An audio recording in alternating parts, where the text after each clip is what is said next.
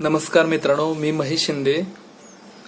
तथागत गौतम बुद्ध 7 मे बुद्ध पौर्णिमा यांच्या जयंतीनिमित्त सर्वांना हार्दिक शुभेच्छा. सर्वात प्रथम महामानव तथागत गौतम बुद्ध, डॉक्टर बाबासाहेब आंबेडकर, छत्रपती शिवाजी महाराज, छत्रपती शाहू महाराज, महात्मा फुले, राष्ट्रमाता जिजामाता भोसले, सावित्रीमाई फुले यांच्या स्मृतीस विनम्र अभिवादन करून महामानव तथागत गौतम बुद्ध यांच्याबद्दल मी थोडी माहिती देणार आहे.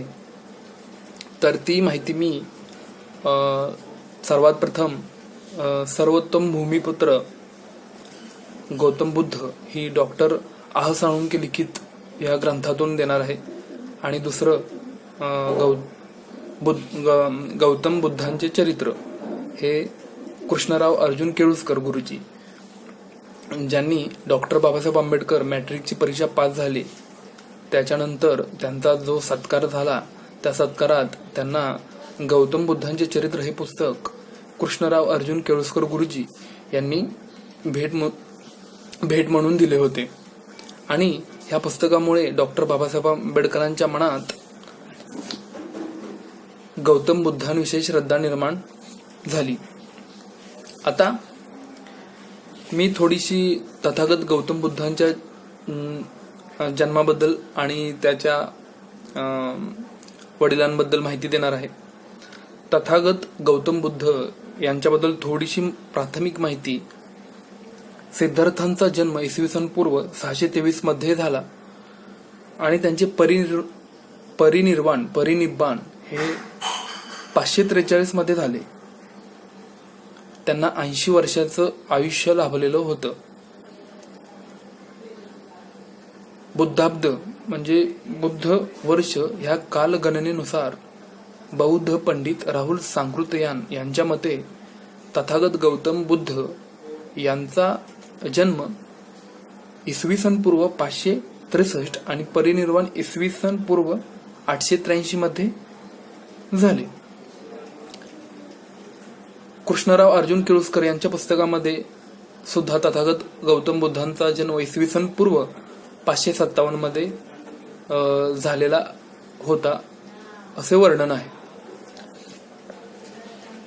तथागत गौतम बुद्धांच्या वडिलांचे नाव शुद्धोधन, आईचे नाव महामाया देवी आणि त्यांचं ज्यांनी पालन पोषण केलं त्यांचं नाव महाप्रजापती गौतमी. शुद्धोधन राजा शाक्य कुळातील गणप्रमुख होता. शाक्य कुळ हे इक्ष्वाकू वंशातील कुळ आहे. शाक्य कुळाचा वंश म्हणजे जे कुळ जो ओरिजिन आहे, सोर्स आहे, ज्याच्यापासून सुरुवात झाली तो इक्ष्वाकू कुळ होता. इक्ष्वाकू कुळाबद्दल डॉक्टर बाबासाहेब आंबेडकरांनी त्यांच्या शूद्रपूर्वी कोण होते ह्या पुस्तकामध्ये वर्णन केलेले आहे. हू वेर द शूद्राज हे ओबीसी समाजावरती लिहिलेलं डॉक्टर बाबासाहेब आंबेडकरांनी एकमेव पुस्तक आहे. त्या पुस्तकामध्ये इक्ष्वाकू वंशाबद्दल डॉक्टर बाबासाहेब आंबेडकरांनी लिहिले आहे. ह्या इक्ष्वाकू वंशातील हे शाक्यकुळ होते आणि त्या शाक्यकुळाचा राजा शुद्धोधन. महामाया देवी देवदाह या त्यांच्या माहेरी चालल्या होत्या. माहेरी जाता जाता लुंबिनी येथील शाल वनामध्ये बाळ सिद्धार्थाला जन्म दिला. सिद्धार्थांचा जन्म झाल्याच्या 7 दिवसानंतर महामाया देवी यांचा मृत्यू झाला आहे. त्यांचं पालन पोषण हे त्यांच्या मावशी महाप्रजापती गौतमी यांनी केले होते. ही एवढी माहिती मला डॉक्टर आह साळुंखे यांच्या पुस्तकामध्ये मिळाली.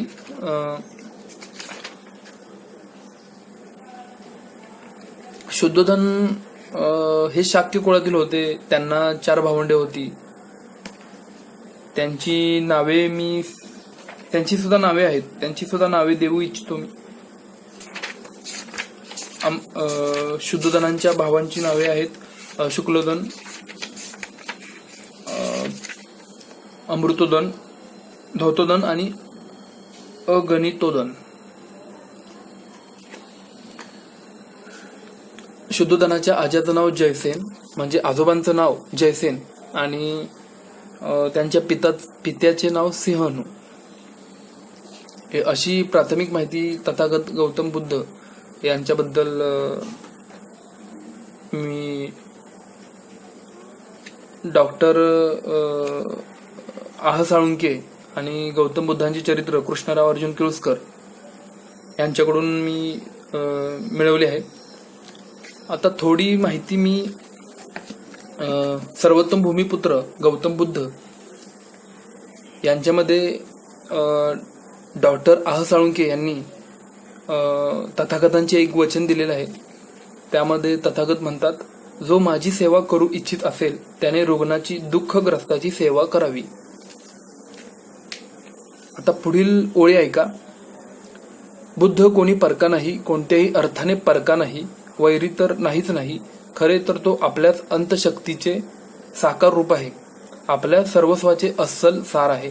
आपण पूर्णपणे फुलल्यावर जसे दिसू अगदी तंतोतंत तसा बुद्ध आहे, किंबहुना आपण त्याचे अविकसित पूर्वरूप आहोत आणि तो आपले विकसित उत्तररूप आहे. बुद्ध कोणी परका नाही, कोणत्याही अर्थाने परका नाही.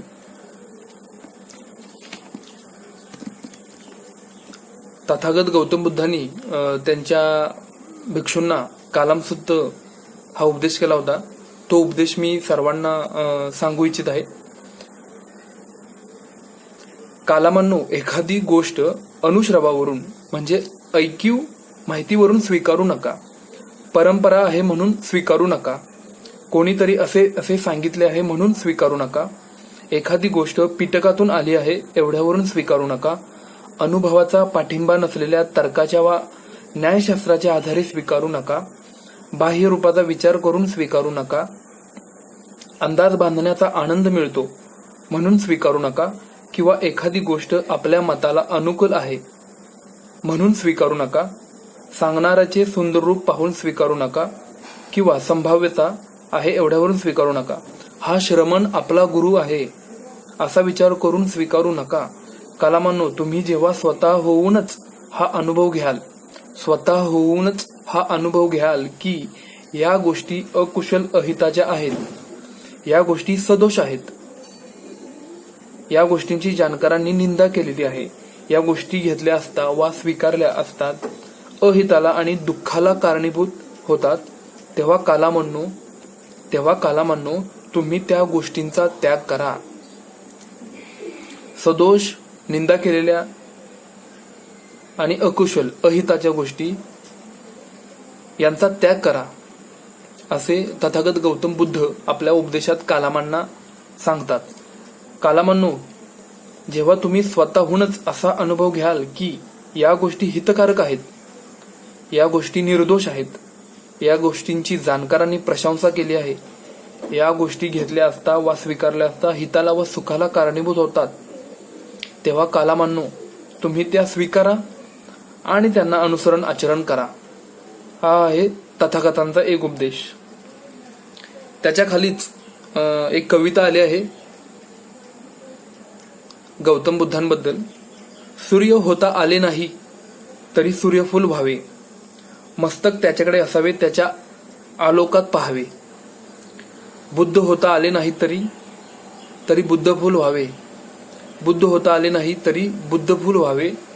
हृदय त्याच्याकडे असावे त्याच्या स्फूर्तीत जगावे.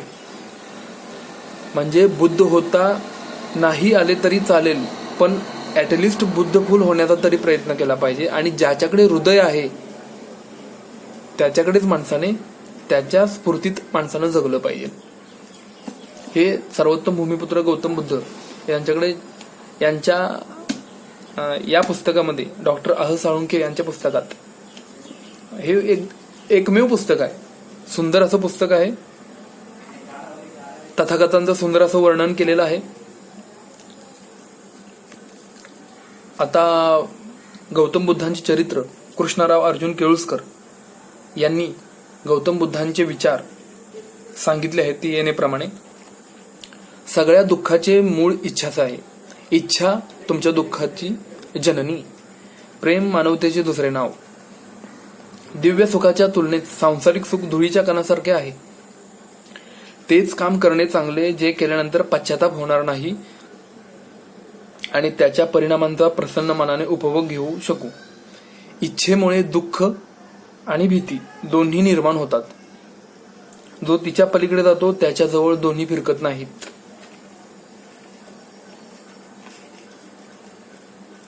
दुसरे विचारत, माणुसकीचे दुसरे नाव प्रेम आहे. प्राणी मात्रांवर हृदयपूर्वक प्रेम करणे हीच खरी मानवता आहे. ऐका, प्राणी मात्रांवर हृदयपूर्वक प्रेम करणे हीच खरी मानवता आहे. करुणा आणि दानधर्म यांनीच मनुष्यास पूर्णत्व येते. आळस हा माणसाचा सर्वात मोठा शत्रू आहे. हजारो निरर्थक शब्दांच्या तुलनेत जे ऐकल्यामुळे मनशांती मिळते ते एक वाक्यच अधिक उपयुक्त आहे.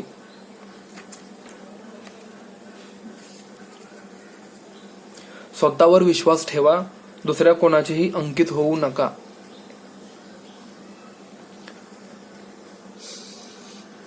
सुगंधी फुलांचा दरवळ आसमंतात पसरण्यास योग्य दिशेने वारा व्हावा लागतो, पण चांगल्या लोकांची कीर्ती दरवळण्यास अशा वाऱ्याची गरज लागत नाही. ज्याप्रमाणे उकळत्या पाण्यात आपण आपली प्रतिमा पाहू शकत नाही, त्याप्रमाणे संतप्त होऊन आपण आपले भले करू शकत नाही.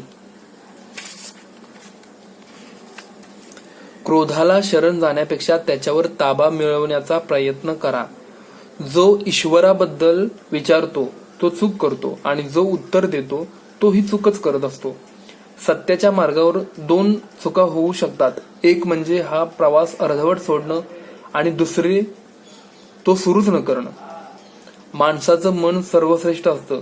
मन जसा विचार करतं तसेच आपण घडतो. माणसाचं मन सर्वश्रेष्ठ असतं.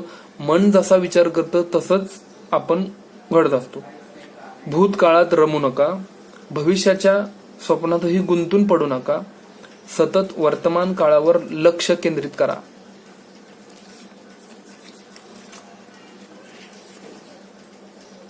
सूर्य, चंद्र आणि सत्य. ऐका, महत्वाचा उपदेश आहे. सूर्य, चंद्र आणि सत्य या तीन गोष्टी कुठल्याही स्थितीत अधिक काळ लपून राहू शकत नाहीत. सूर्य, चंद्र आणि सत्य या तिन्ही गोष्टी कधी जास्त काळ लपू शकत नाहीत. सूर्य, चंद्र आणि सत्य या तीन गोष्टी कुठल्याही स्थितीत अधिक काळ लपून राहू शकत नाहीत. स्वतःवर विजय मिळवणे हे 1000 युद्ध जिंकण्यापेक्षा श्रेयस्कर आहे.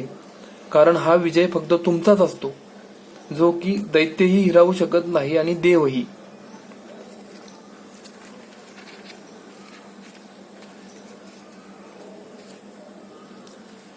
हे असे छान विचार, गौतम बुद्धांचे चरित्र, सुंदर विचार कृष्णराव अर्जुन केळुसकर गुरुजी यांनी त्यांच्या पुस्तकामध्ये तथागत गौतम बुद्धांचे विचार दिलेले आहेत. हे दोन्ही पुस्तकं अतिशय अप्रतिम वर्णनाची आहेत. तथागतांच्या जीवनाबद्दल आणखी काही मी पुढील भागात सांगण्याचा प्रयत्न करीन. जाता जाता सर्वांना पुन्हा एकदा बुद्ध पौर्णिमेच्या हार्दिक शुभेच्छा. जय भीम, जय जिजाऊ, जय शिवराय. धन्यवाद.